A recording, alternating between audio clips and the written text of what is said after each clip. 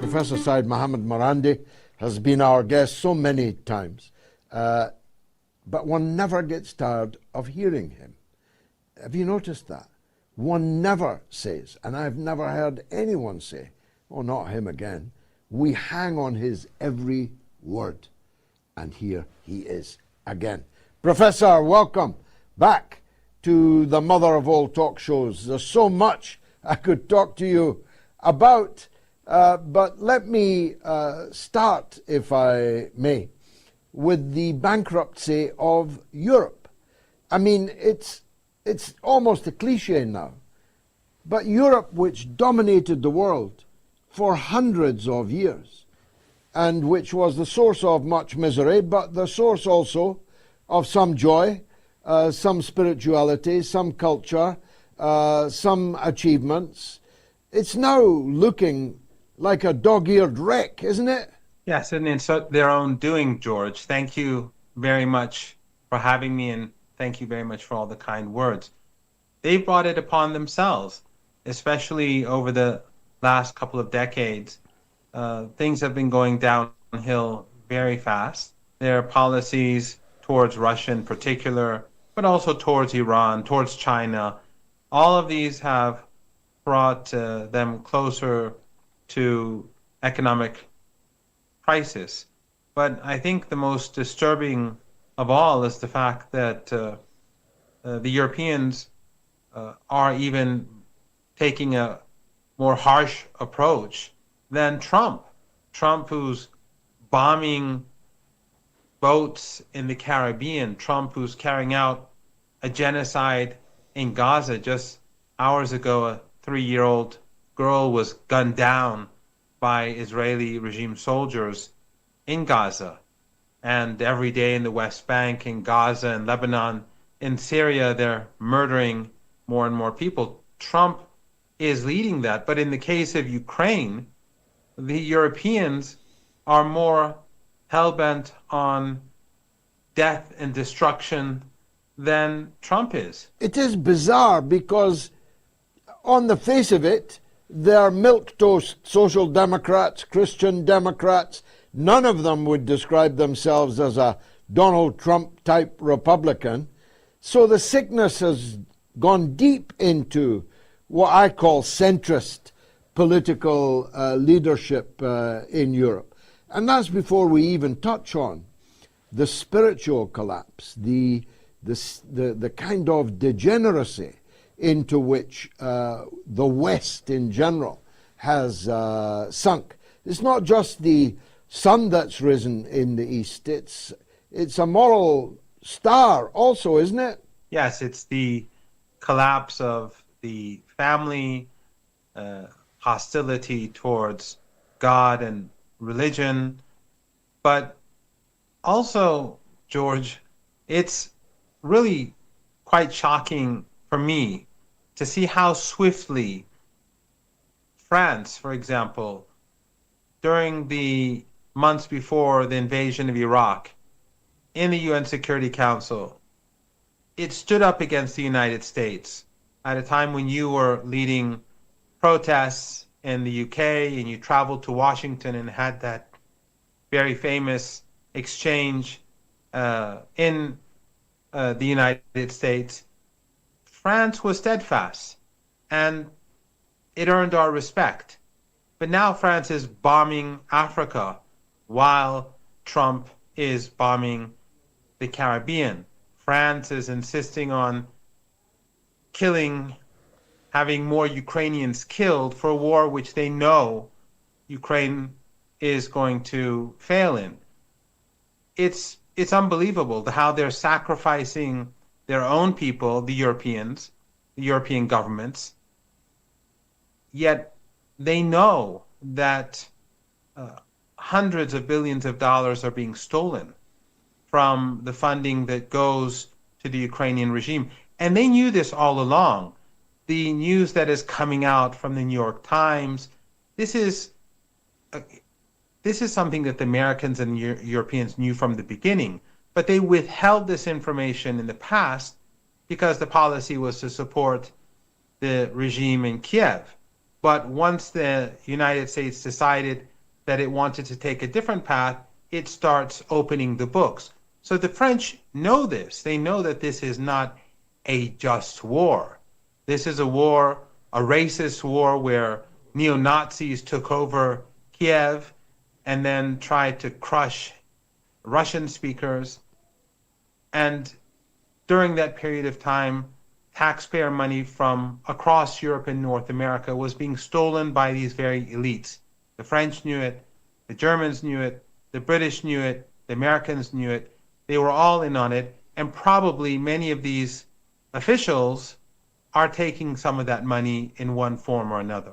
Now, you know, a stopped clock can be right twice a day.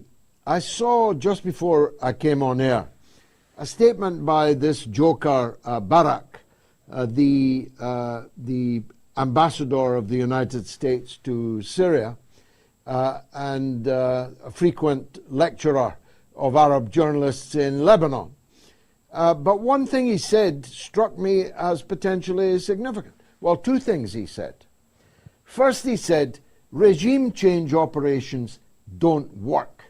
We tried it twice in Iran, which was news to me because I thought they tried it more than twice.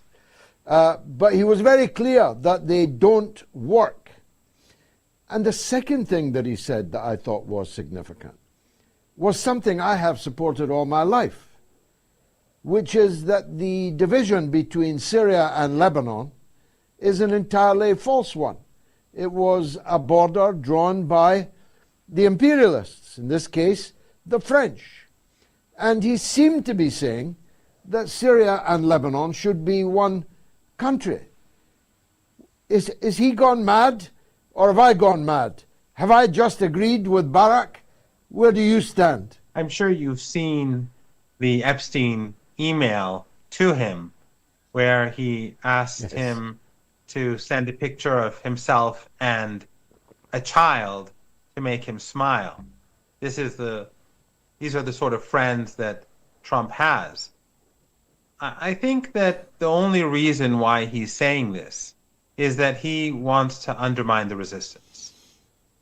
He does not care to strengthen Arab unity or Arab sovereignty.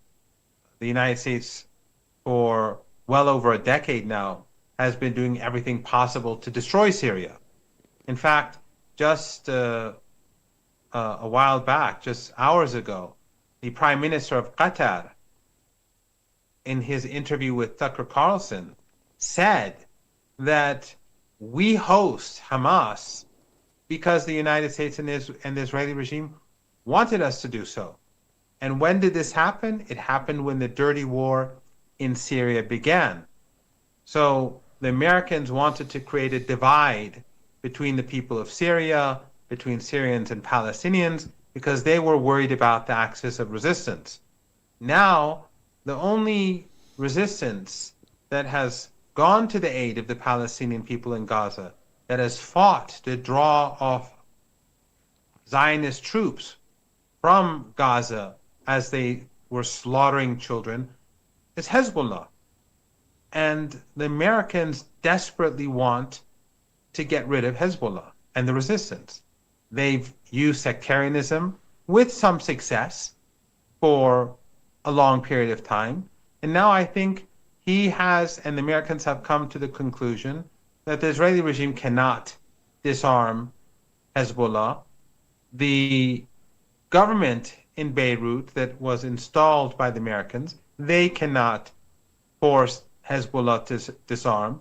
So the best way forward is to keep pressure on the resistance from Syria, from Beirut, and from occupied Palestine. In fact, the head of CENTCOM sent a letter to the leader of Syria, Jolani al-Shara, and congratulated him, thanked him for apparently blocking and confiscating weapons that were going to Hezbollah in order to defend Lebanon against the Israeli regime. So I think his intention is not to strengthen Syria. His intention is to turn people against one another in Lebanon and Syria in order to further strengthen the Israeli regime. Now, switching gear, the Saudis have just launched this evening basically a renewed invasion of the Hadramaut area of Yemen, an area I know well. There are many people from Hadramaut in the Indonesia, where my wife comes from, as you know.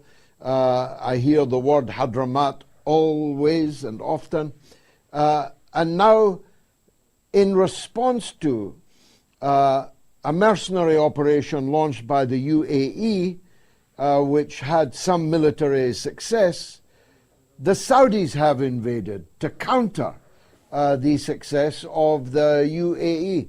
How much more do the poor people of Yemen have to suffer from their intolerable, insufferable neighbors? It is horrific. And the same is happening in the Sudan, where the UAE has been funding the genocide there. And of course, the UAE has very close ties with the Israeli regime.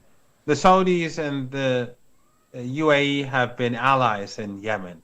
And also, sadly, George, so was Turkey and Qatar. When the genocidal war began against the people of Yemen, all of these countries were on the same page. It was only later, when the Emirates and the Saudis turned against Qatar, that Al Jazeera changed its policy on Yemen. Otherwise, they were supporting the Saudis before that. In fact, I got banned on Al Jazeera after appearing on a couple of times on their show Inside Story and defending the people of Yemen.